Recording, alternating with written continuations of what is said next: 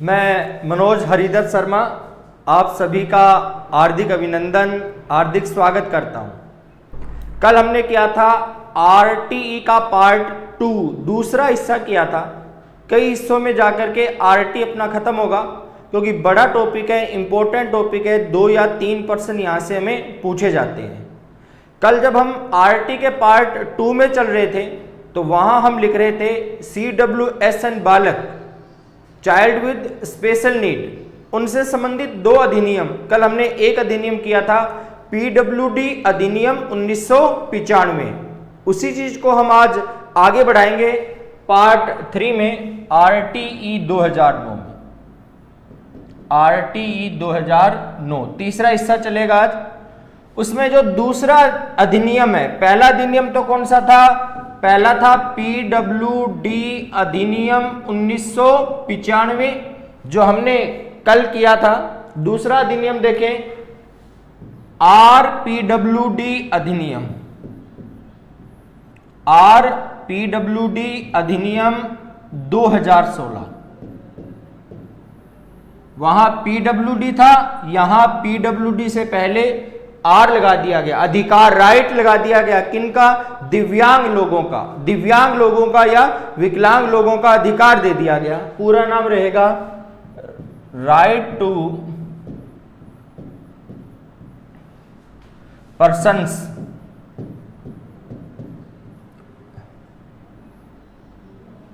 Right to person with disability.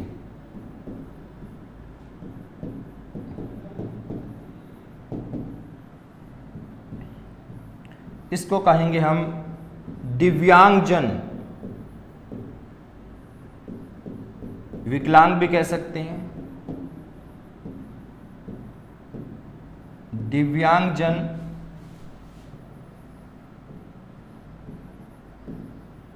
अधिकार अधिनियम, दिव्यांगजन विकलांग अधिनियम 2016। इसमें मुख्यतः 2 चीजें शामिल की जाएगी।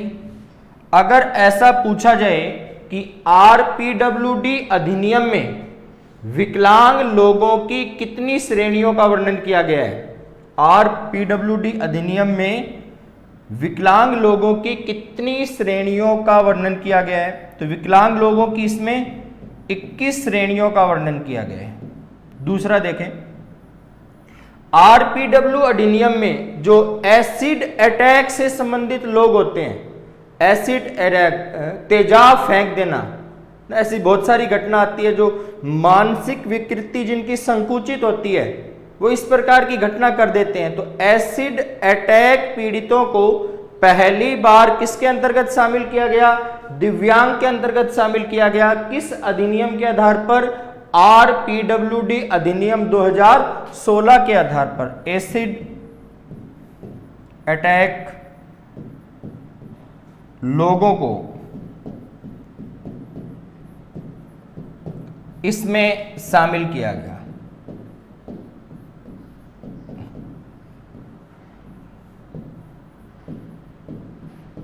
तीसरा देखें, आयु वर्ग वही रहेगा 6 से लेकर के 18 वर्ष।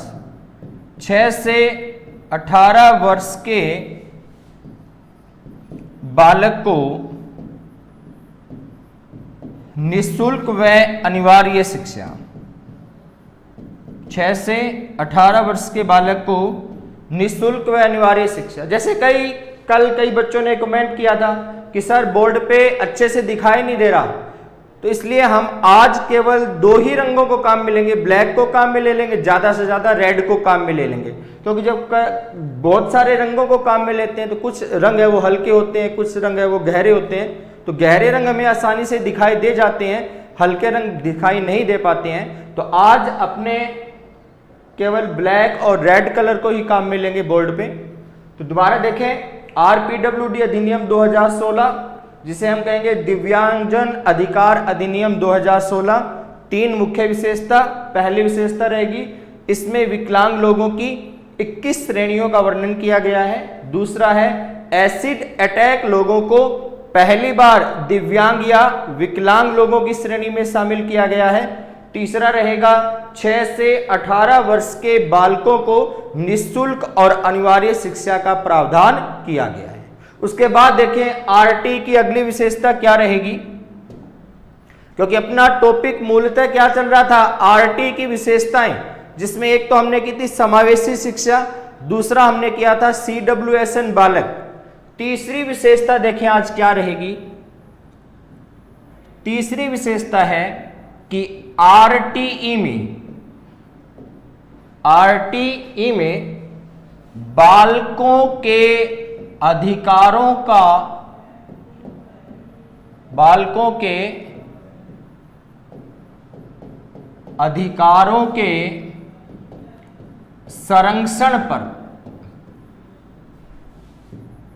संरक्षण पर बल दिया गया है। बालकों के अधिकारों के संरक्षण पर बल दिया गया है। अर्थात जो आरटी है, जब हम धाराएं पढ़ेंगे तो बालकों के अधिकारों का भी वर्णन किया गया है और लिखा गया है कि बालकों के अधिकारों की रक्षा करने के लिए राष्ट्रीय स्तर पर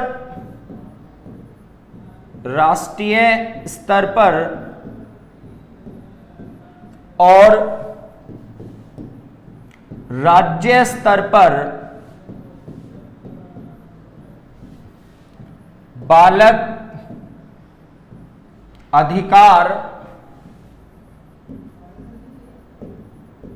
संरक्षण आयोग गठित किए जाएंगे। तो राज्य स्तर पर राज्य बालक अधिकार संरक्षण आयोग हो जाएगा और राष्ट्रीय स्तर पर राष्ट्रीय बालक अधिकार संरक्षण आयोग हो जाएगा। तो राज्य अधिकार और राष्ट्रीय अधिकार संरक्षण आयोग गठित किए जाएंगे। उसके बाद देखें जो आरटीई है, आरटीई में विद्यालय पूर्व शिक्षा की भी व्यवस्था की गई है। विद्यालय शिक्षा तो कहां से कहां तक है, 6 से 14 वर्ष, लेकिन आरटीई में विद्यालय से पूर्व की शिक्षा की व्यवस्था भी की गई है और विद्यालय पूर्व की जो आयु वर्ग निर्धारित किया गया है वो 3 से 6 वर्ष निर्धारित किया गया है। और बालक को विद्यालय पूर्व शिक्षा कहां से मिलेगी, तो अपने मोहल्ले में आसपास में जो आंगनबाड़ी केंद्र होते हैं, आंगनबाड़ी केंद्र है, उसके अंतर्गत बालक को विद्यालय पूर्व शिक्षा प्रदान की जाएगी। और कहां से कहां तक, तो 3 से 6 वर्ष तक। देखें आरटीई में विद्यालय पूर्व शिक्षा की व्यवस्था की गई है।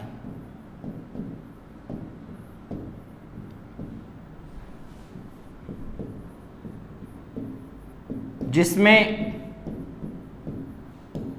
3 से 6 वर्ष की आयु को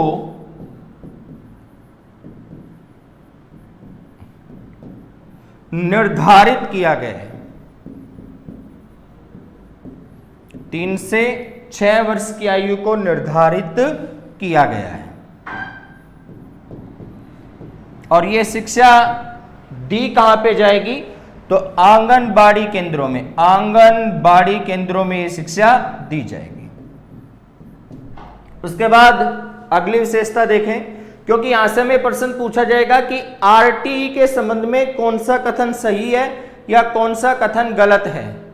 ये विशेषता ऐसी पूछी जाएगी, ऐसा नहीं आएगा कि आरटी की विशेषता क्या है। प्रश्न कैसा आएगा कि आरटी के संबंध में कौन सा कथन सही है या कौन सा कथन गलत है। अगली विशेषता देखें 5 नंबर पे, 5वीं विशेषता है कि जो घुमंतु बालक है, घुमंतु बालक किसको कहेंगे, वे परिवार जो एक निश्चित स्थान पर अपना निश्चित आवास स्थापित नहीं करते हैं। घुमंतु का अर्थ क्या होता है? घूमने फिरने वाले, इधर उधर घूमने फिरने वाले परिवारों के बालक, कि वे परिवार जो एक निश्चित स्थान पर अपना निश्चित निवास स्थान या आवास स्थान स्थापित नहीं करते हैं, उन परिवारों के बालक। जैसे गाड़िया लोहार, गाड़िया लोहार किसके अंतर्गत आ रहे हैं? घुमंतु परिवारों में। तो घुमंतु बालक की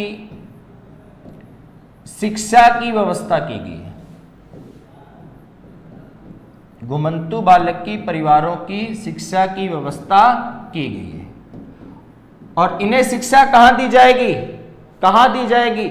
वैसे तो इस कार्यक्रम को मुख्य रूप से एसएसए के अंतर्गत जोड़ा जाता था, सर्व शिक्षा अभियान के अंतर्गत। ऐसे बालकों को शिक्षा दी जाएगी माइग्रेंट्री छात्रावास में, माइग्रेंट्री छात्रावास।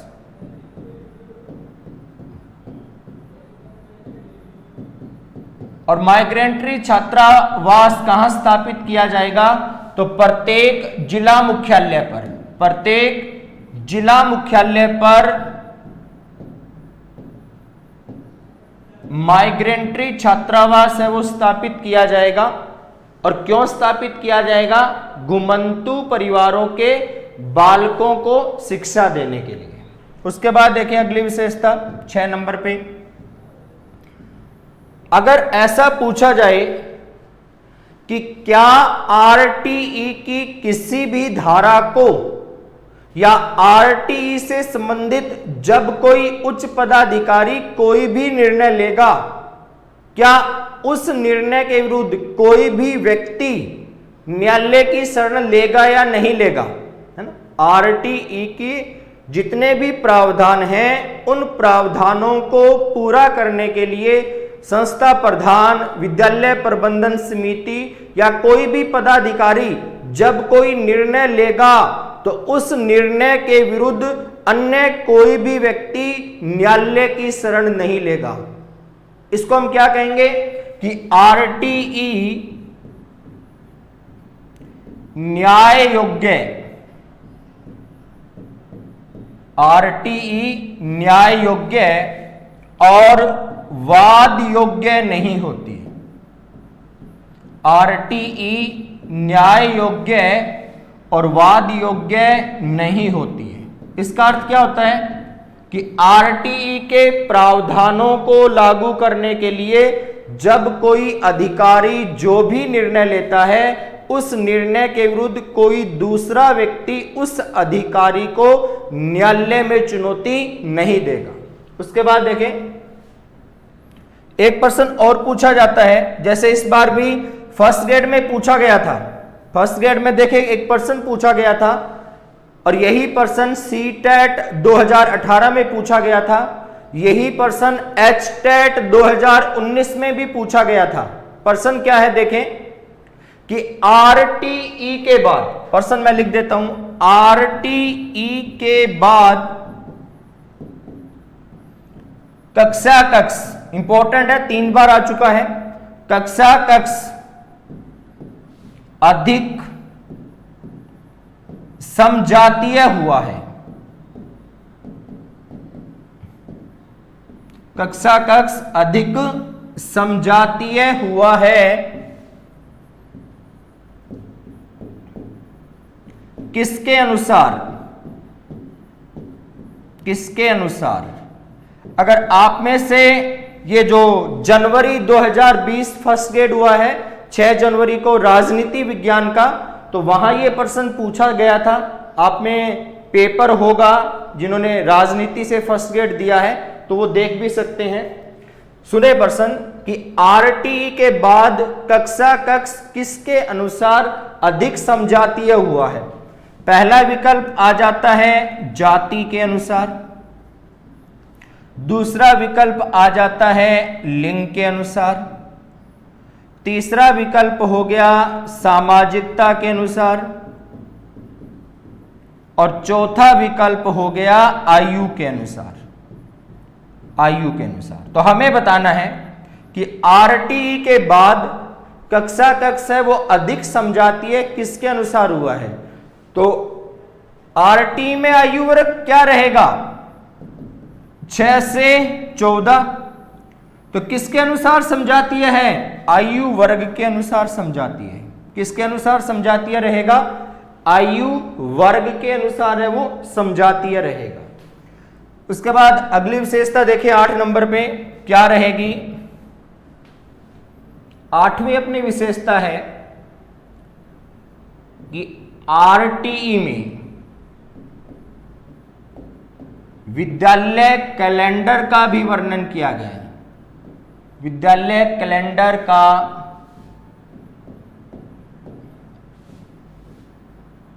वर्णन किया गया है।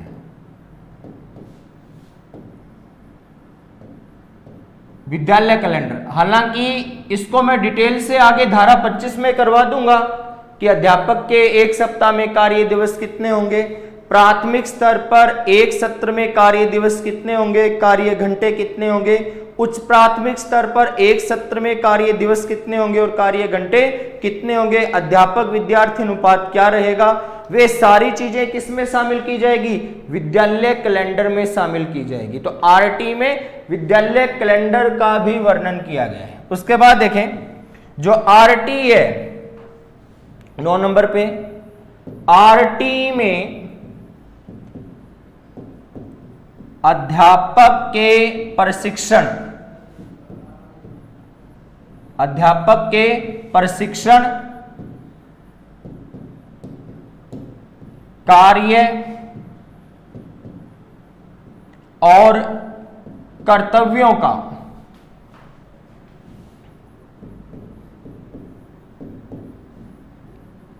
वर्णन किया गया है।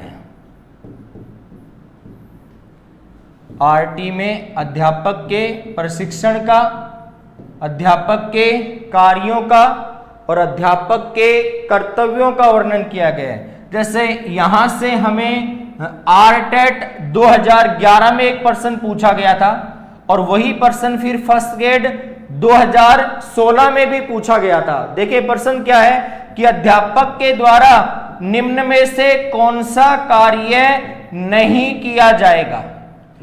अध्यापक के द्वारा निम्न में से कौन सा कार्य नहीं किया जाएगा? यह प्रश्न अभी तक 2 बार पूछ लिया गया है, आरटेट 2011 में और फर्स्ट ग्रेड 2016 में। देखें क्या कुछ थे 4 विकल्प। एक विकल्प था जनगणना में ड्यूटी लगवाना, जनगणना में ड्यूटी। दूसरा विकल्प था विधानसभा चुनावों में ड्यूटी। तीसरा विकल्प लोकसभा चुनाव में ड्यूटी और चौथा विकल्प पल्स पोलियो अभियान में ड्यूटी। पल्स पोलियो अभियान, ऐसा विकल्प दिए गए थे। तो अध्यापक इनमें से कौन सा कार्य नहीं करेगा? पल्स पोलियो अभियान में अध्यापक को नहीं लगाया जाएगा। जब आगे हम चलेंगे तो वहां ये सारी चीजें मैं दोबारा से लिखवाऊंगा आपको धारा के अनुसार। तो आरटी में अध्यापक के प्रशिक्षण का, प्रशिक्षण में जो अपने सीटेट है, आरटेट है, विद्यालय पूर्व प्रशिक्षण भी रहेगा और सेवारत प्रशिक्षण भी रहेगा। दोनों चीजों को शामिल किया गया है। विद्यालय पूर्व प्रशिक्षण भी है, सेवा पूर्व प्रशिक्षण भी है, सेवारत प्रशिक्षण भी है। ट्रेनिंग है वो अध्यापक लगने से पहले भी निर्धारित की गई है और समय समय पर अध्यापक बनने के बाद में भी आपकी ट्रेनिंग लगाई जाएगी। उसके बाद देखें 10वीं विशेषता क्या रहेगी?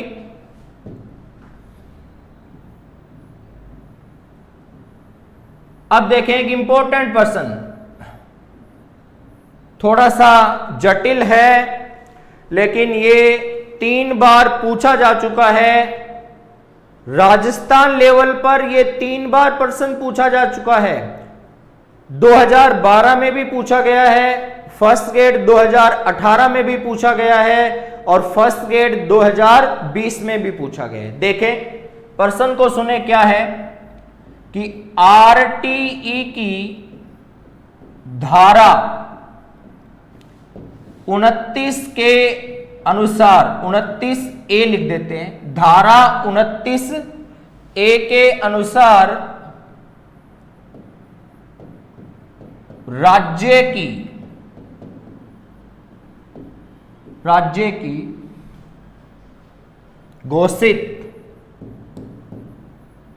की घोषित शिक्षा से संबंधित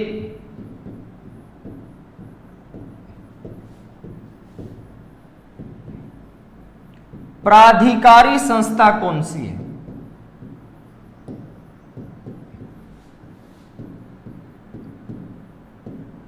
दोबारा सुने कि आरटीई की धारा 29 के अनुसार राज्य की घोषित शिक्षा से संबंधित प्राधिकारी संस्था कौन सी है?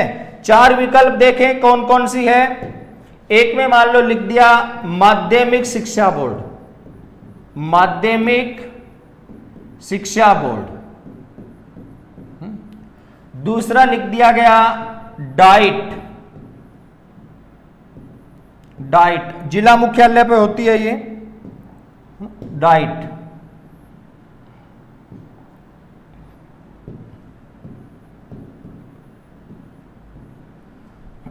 तीसरा हमें दे दिया गया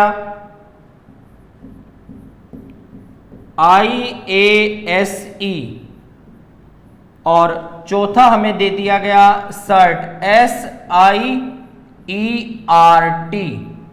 और ये प्रश्न अभी तक कितनी बार पूछा जा चुका है? 3 बार पूछा जा चुका है, इंपॉर्टेंट रहेगा। तो इन चारों में से हमें बताना है कि राज्य की उच्च शैक्षिक प्राधिकारी संस्था आरटी के अनुसार कौन सी है। तो कौन सी रहेगी? SIERT। अब देखें सर्ट की बात की जाए तो SIERT है, सर्ट की स्थापना 11 नवंबर 1978 को RC मेहरोत्रा समिति की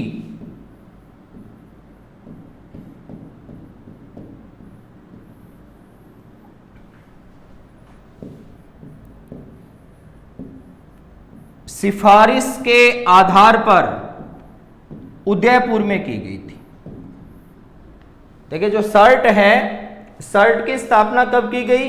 तो 11 नवंबर 1978 को किस समिति की सिफारिश पर?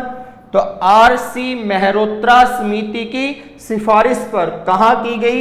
उदयपुर में की गई। वर्तमान में सर्ट का नाम परिवर्तित कर दिया गया है ना? जो SIERT है ना, इसकी जगह क्या हो गया? SCERT। क्या कर दिया गया? SCERT। और कब किया गया? तो 14 अगस्त 2018 को। तो राज्य सरकार ने सर्ट में आई को हटा करके क्या लिख दिया गया? राज्य सरकार के द्वारा सी को जोड़ दिया गया ना। तो पहले SIERT था जिसका नाम परिवर्तित किया गया 14 अगस्त 2018 को। वर्तमान नाम रहेगा SCERT। उसके बाद देखें अगली विशेषता में 11वीं विशेषता है जो RT है, ये विद्यालय के भौतिक मापदंडों को भी, भौतिक सुख सुविधा को भी, भौतिक मापदंडों को भी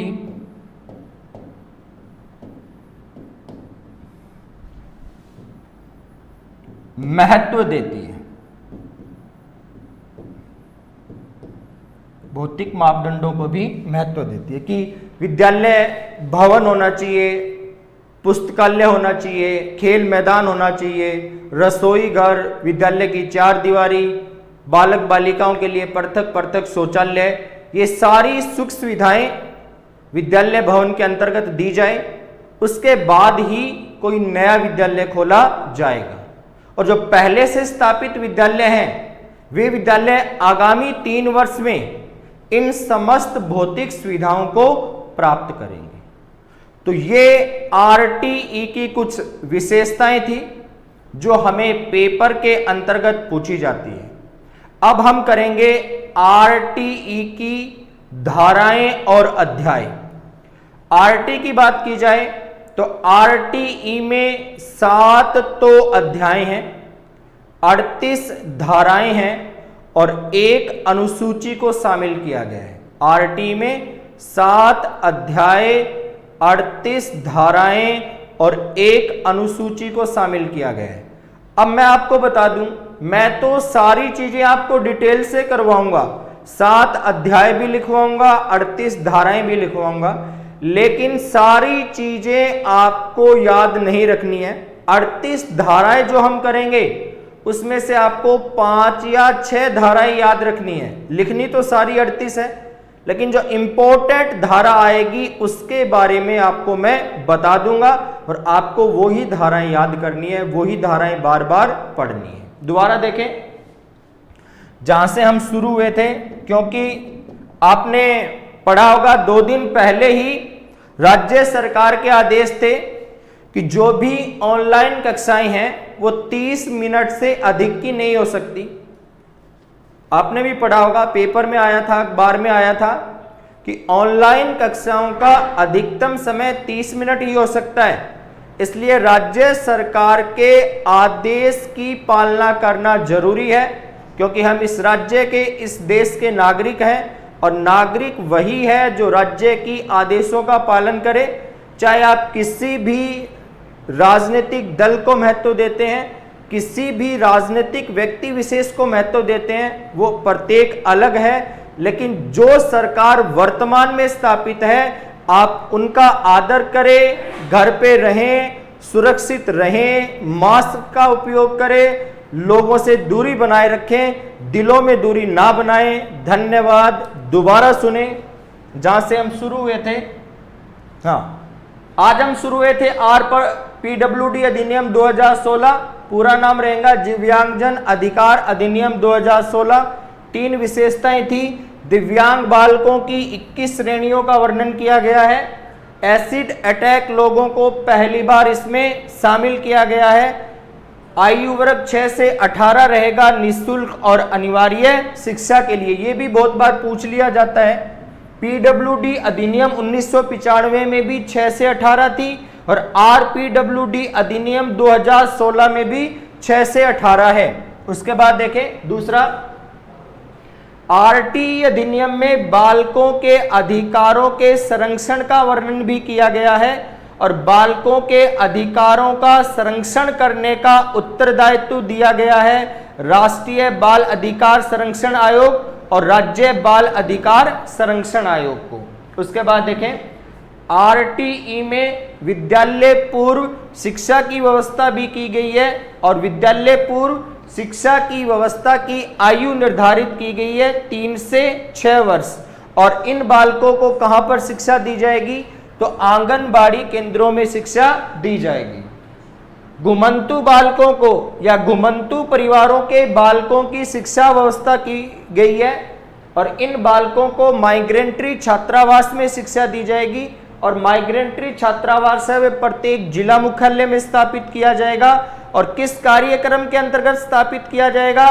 तो सर्व साक्षरता अभियान के अंतर्गत स्थापित किया जाएगा। उसके बाद देखें, छठी विशेषता कि आरटीई है ये न्याय योग्य और वाद योग्य नहीं होता है।